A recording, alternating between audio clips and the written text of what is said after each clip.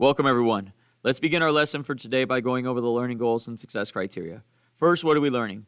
We're learning how to graph linear inequalities using slope and y-intercept, how to use the correct line and shading for graphs of inequalities, and how to graph multiple linear inequalities on the same plane and find their intersection. How are we learning it? Through the Graphing Systems of Linear Inequalities Part 3 notes and the Graphing Systems of Linear Inequalities Part 3 assignment. When can we use this information? To determine how many of each kind of product you might need to sell to reach a goal profit. How do you know you learned it? By getting a score of 4 on the Graphing Systems of Linear Inequalities Part 3 assignment. Now let's take a look at our agenda for today. We will begin by going over the learning goals and success criteria. While we do that, you'll fill out your Get It Started. Once you've completed your Get It Started, we'll go over it together and answer any questions that you may have. After that, we'll go over the Graphing Systems of Linear Inequalities Part 3 notes, and then I'll give you time to complete the Graphing Systems of Linear Inequalities Part 3 assignment on IXL. Once you've completed the assignment, we'll go over it together and answer any questions that you may have. At the end of class, we'll go back over our learning goals and success criteria while you fill out your before you go. Your only homework for tonight is to continue working on the Systems of Linear Inequalities study guide and any incomplete assignments that you may have. Let's take a look now at the Graphing Systems of Linear Inequalities Part 3 notes. The notes begin with the learning goals and success criteria. Let's take a look at how we graph linear inequalities. Let's look at our rules first. So first, we graph the function just like it was an equal sign. So we plot the y-intercept, use the slope to plot the second point. Then we need to decide what kind of line we need to use. So if they add something extra, they add the bar underneath, we add something extra as well and close the line. If they don't add anything extra, just like this, we don't add anything extra either, and we leave it as an open line. Then we need to decide which side to shade. If it's a greater than symbol, we should shade above the line. If it's a less than symbol, we should shade below the line. Well, with inequalities, we're going to graph them the same way. So just like we did before, we're going to plot the y-intercept, which in this case is -2, so I go down 2 and plot that point. Then I use the slope to plot the second point. Well, this is change in y, so we're going up 1 to the right 2. So we go up 1 to the right 2, plot my point, connect the dots, and now I have my line. Now the difference is we're going to shade where the y values are bigger than the line. So I'm going to look at the y-axis here, and I'm going to see where the line crosses, which is here, and I want all the y's that are bigger than that line. Well, they're all up here, so I'm going to shade that area up there above the line. So the shading is a new aspect of graphing that we need to consider. The other part is what kind of line to use. So similar to before where we talked about the open circle versus closed circle, same thing here. Every inequality gets a dotted line or an open line. Notice there it's open because there's little spaces in between. So every inequality gets an open line or a dotted line. If they add more to the inequality, we do too. Meaning if they add the bar underneath, then we're going to add to it and make it a solid line. So in this case, we have y is less than x. Well, I'm looking if they added anything extra, meaning that, did they add the bar here? If they didn't, which in this case they didn't, we'll leave it as it is and it stays as a dotted line. Now, here's an example of x is greater than or equal to 2. Now, they did add something extra. They added the bar here. So we'll add to it as well, and we'll make this a solid line or a closed line. So how does that apply to our inequalities? Well, when we graph these, we have y is less than 3/2 x. So we're going to plot the y-intercept first. Notice there is none listed here, so our y-intercept is 0. So I'm going to go here to 0 and plot my point. And my slope is 3/2, so I'm going to go up 3 to the right 2. So I go up 3 to the right 2. Plot my point, and normally I would just connect the dots. But I need to check to make sure I have the correct line, which in this case, they didn't add anything extra, so I don't either, so it should be a dotted line. So there's my dotted line. Now I just need to shade it. So it says y is smaller than the line, so I'm going to go along my y-axis and find where it meets the line, which is here, and I want all the y's that are smaller. All of those are down here, so I'm going to shade everything on this side of the line. Let's look at another example. We have y is less than or equal to -x minus 3. So again, I'm going to plot my y-intercept first, which is -3. So I go down 3 here, And my slope is just negative x, which really is negative 1. So that's negative 1 over 1. So that means I'm going to go down 1 to the right 1 and plot that point. Again, normally I just connect the dots, but I need to make sure I have the correct line. Well, they did add something extra, so we will too. So we're going to have a solid line. And now we just need to shade the graph. It says y is smaller than the line. So I'm going to go along my y-axis and find where they meet, which is here. And I'm going to look at all the y's that are smaller than the line, which are down here. So I'm going to go ahead and shade this area here. And that's how I graph the linear inequality. There's a video here that shows you how to check your work using Desmos after you've already graphed the linear inequality, so you can check it using Desmos. Let's talk now about how to check our work using Desmos when working with linear inequalities. So we're going to let Desmos graph linear inequalities for us so that we can check that against the work that we've done on our activities. So we're going to go to desmos.com and we're going to click on Graphing Calculator. And now we're going to go ahead and enter the inequality that we want to graph. So let's say it's y. Now to do the inequality symbols, we'll go down here to where it says keypad and click there. And here's all your inequality symbols. So let's say it's greater than or equal to.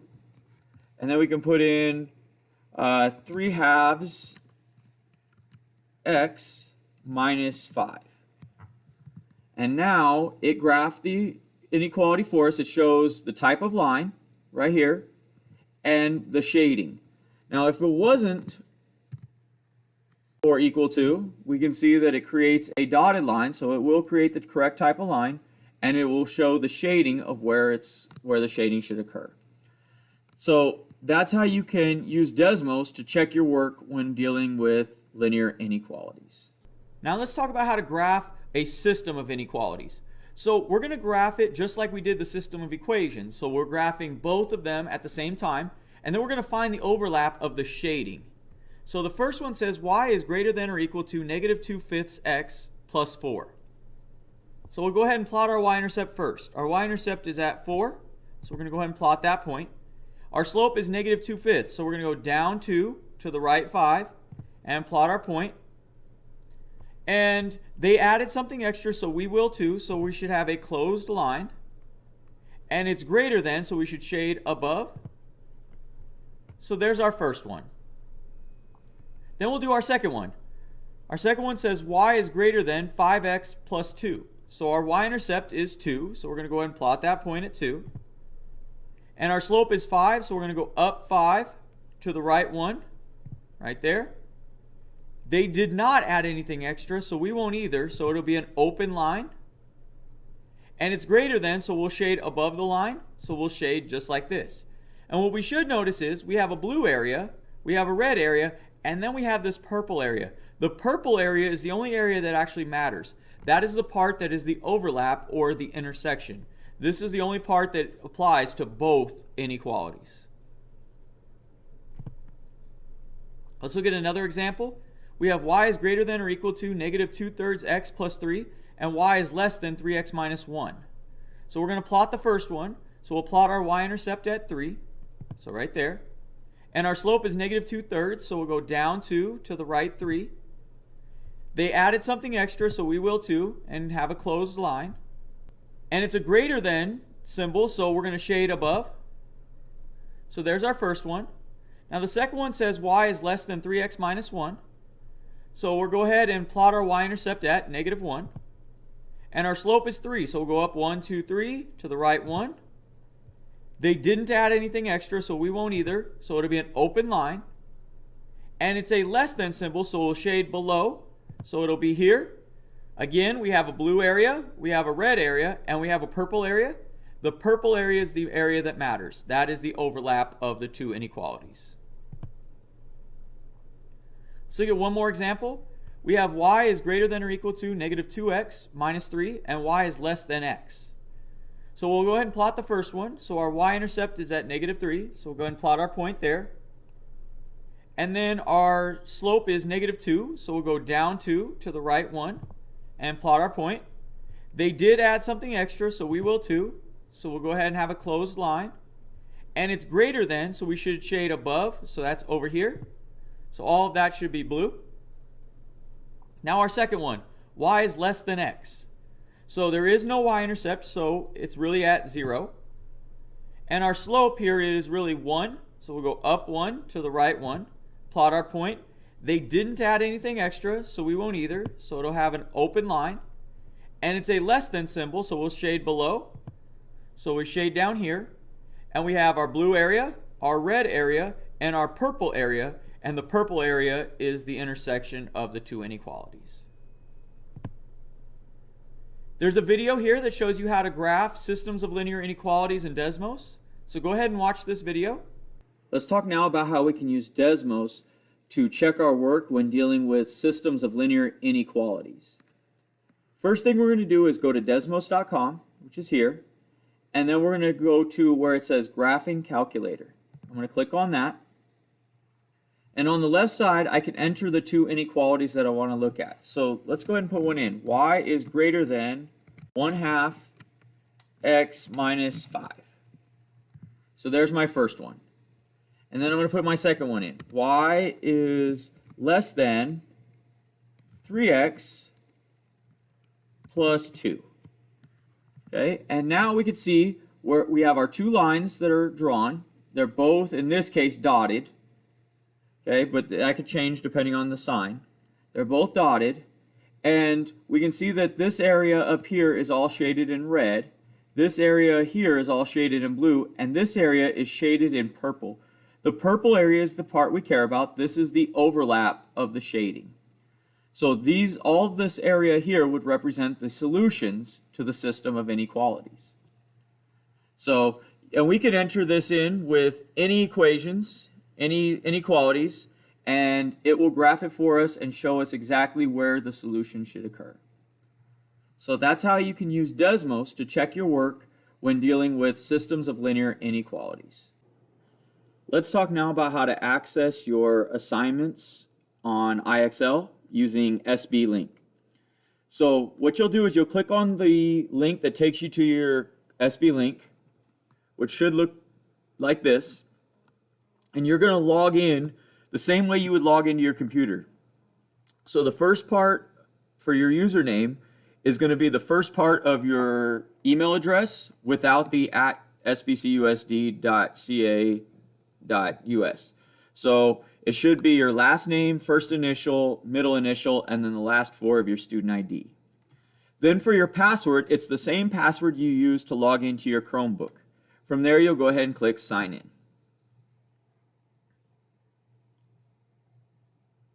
And it should take you to a page that looks kind of like this. You're going to go find the link that says IXL, which is right here. And I'm going to go ahead and click on that link. And it should take me to the IXL login page. So it should look like this. At the top right corner, it should say welcome and then your name. If it does not say your name, then you're not logged in and you won't receive credit for your work. As long as this is good, you can go ahead and close that tab out. And then you can go to your Google Classroom. And then you'll go and find the activity, which is here. And I'm going to click on the IXL link right here. And this will take me to the assignment that I need to complete. So that's how you log into your assignments on IXL using SBLink. Let's take a look now at the Graphing Systems of Linear Inequalities Part 3 assignment. The assignment begins with the learning goals and success criteria. If we scroll down, there's a link here to take you to SBLink. This will allow you to log in so that you can access your activity for today. Go ahead and do that. And then once you're logged in, go ahead and return to this Google form and then click on this link to access your IXL activity. And it should take you to a page that looks like this. So we're going to go ahead and graph this system of inequalities. So the first one says y is greater than or equal to 3. So I'm going to go to where y is 3, which is here. And notice there's no x value, so x is irrelevant. Y is always 3. So I'm just going to go ahead and draw a horizontal line there. Now to change it between solid and dotted, I just click on the line. So we need to decide what kind of line we need. Well, they added something extra, so we will too. So it's a solid line. Then to graph the next line, we go down here and click on where it says y is less than 9. And now we're going to go ahead and graph this one. So again, y is 9, so I'm going to go here to where y is 9. X is irrelevant. It doesn't exist there. So we just go ahead and draw a horizontal line there as well. Now we need to check to see what kind of line we need. Well, they didn't add anything extra, so we won't either. So it should be a dotted line. And then we're going to go back to the bottom and click Shade. We need to shade the area that's in common. So we want all the area that is bigger than the green line. So all of that is up here. So here and here. So it's all there. And then we need to shade the area that's below the blue line. So that eliminates this part, and it's just this part here. So this is the only part in common. So we'll go ahead and click Submit. It tells us we got it right. Our SMART score goes up, and it gives us another question. So we'll continue to answer these questions until we get a SMART score of 80. If you miss a question, that's okay. Your SMART score will go down a little bit. Just keep answering questions to get your SMART score back up. Once you've completed the assignment and gotten a SMART score of 80, you'll go ahead and go back to your Google form and click Next. This will take you to your Before You Go. Go ahead and fill out your Before You Go and then submit your work on Google Classroom.